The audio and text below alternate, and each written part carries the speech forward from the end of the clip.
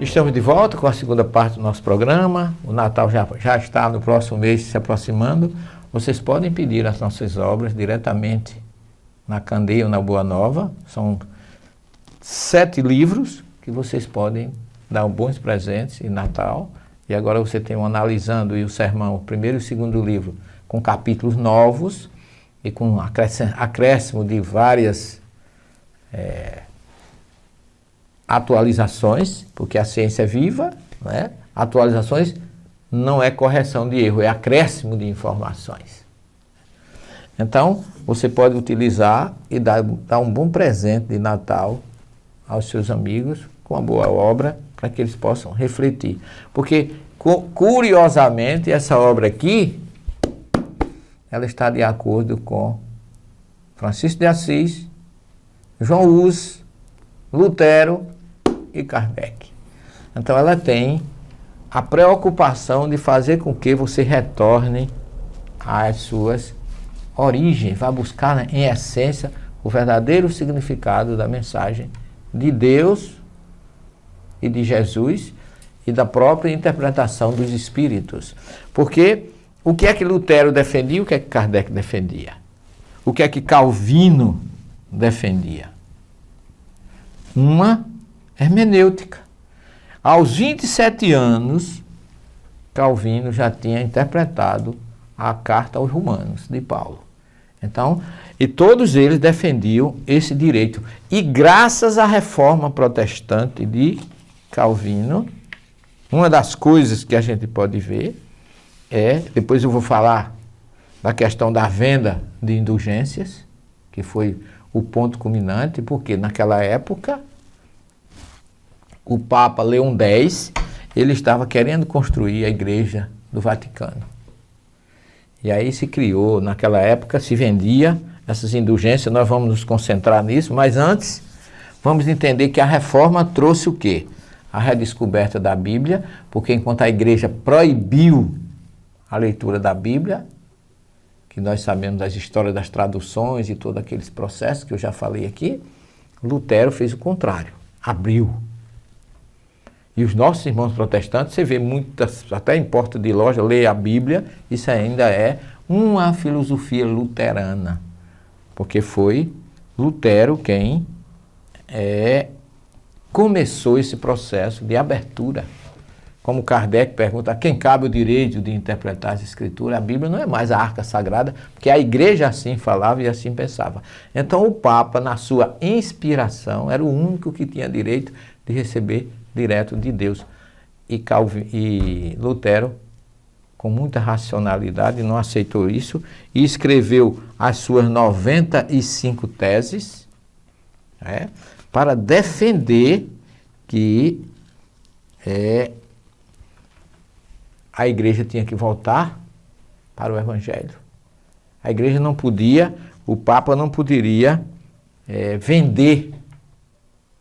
Quando ele chegou em Roma, ele ficou escandalizado quando viu que a igreja estava vendendo indulgências. E tinha uma frase naquela época que dizia assim: assim que a moeda no cofre cai, a alma do purgatório sai. Quer dizer, eles compravam o céu. E curiosamente eu tenho uma irmã, que ela já desencarnou, mas ela tinha comprado um terreno na Terra Santa. A igreja vendia. Ainda. Então, foi isso que Lutero fez. Ele aproveitou também naquela época, Gutenberg no século XV já tinha fundado a imprensa, e ele utilizou a imprensa para divulgar muito impressos da Bíblia e textos, e também ele defendeu a liberdade de expressão, que a igreja dominava tudo, gente. Esse homem foi um enviado de Deus. Martinho Lutero foi enviado de Deus porque ele era um homem puro. Essa é a expressão, ele queria o bem. Ele dizia que defendia e conquistou com a sua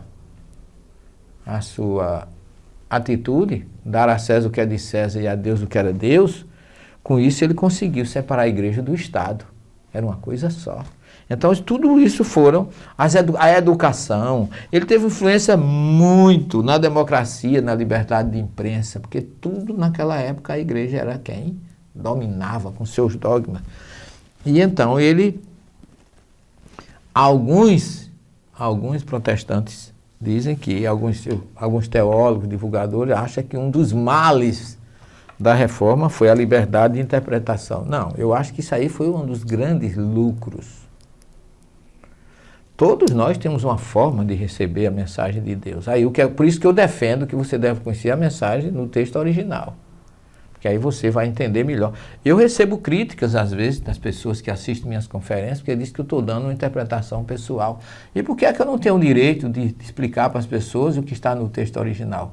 Isso não é interpretação pessoal. E se fosse, é um direito defendido por Kardec, por Lutero, por Francisco de Assis e por muitos outros que querem um retorno à originalidade da doutrina do Evangelho de Jesus, a pureza desse Evangelho.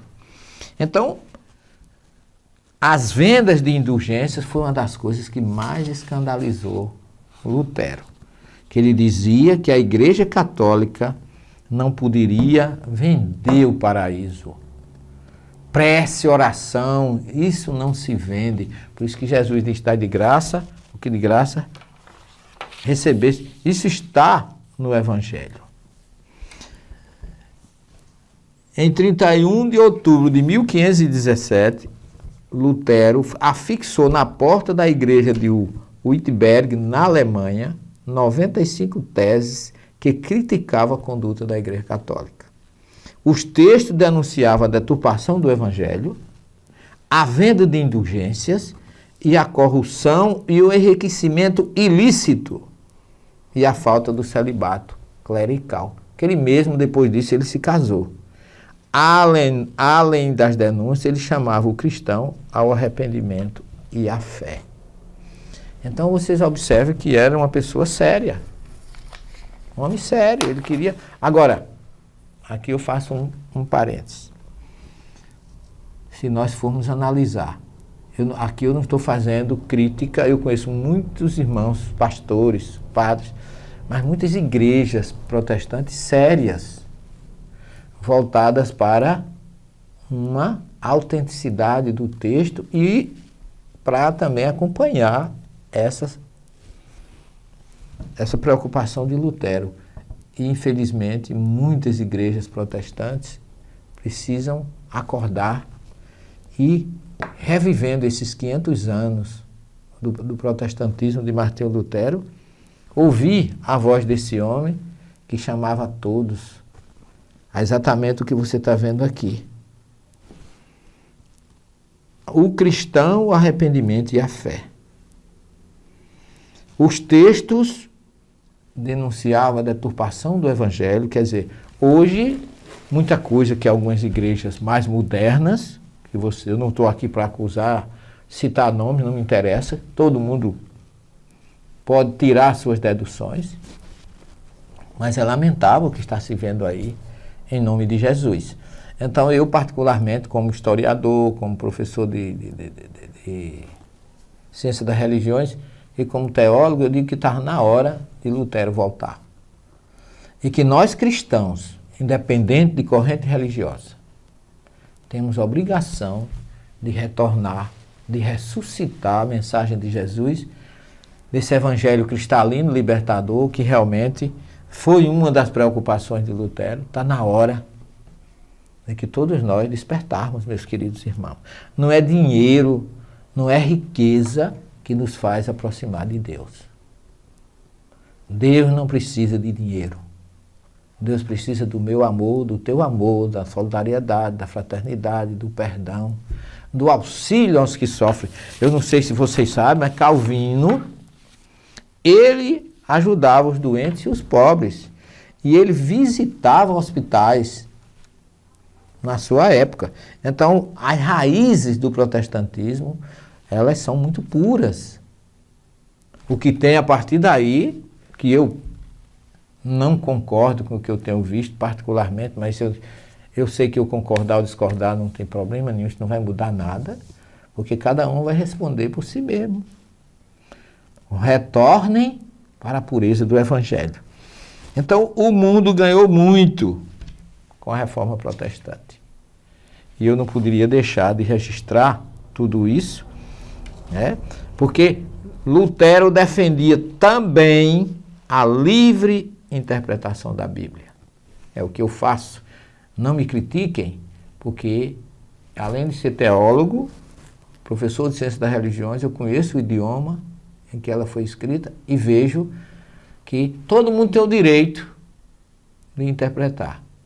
Agora, você não pode acrescentar nada, porque Jesus diz em Mateus 5,16, 5,17, 18 e 19, que não passará, ele não veio destruir a Torá nem os profetas, o próprio Jesus fala disso, jurou fidelidade.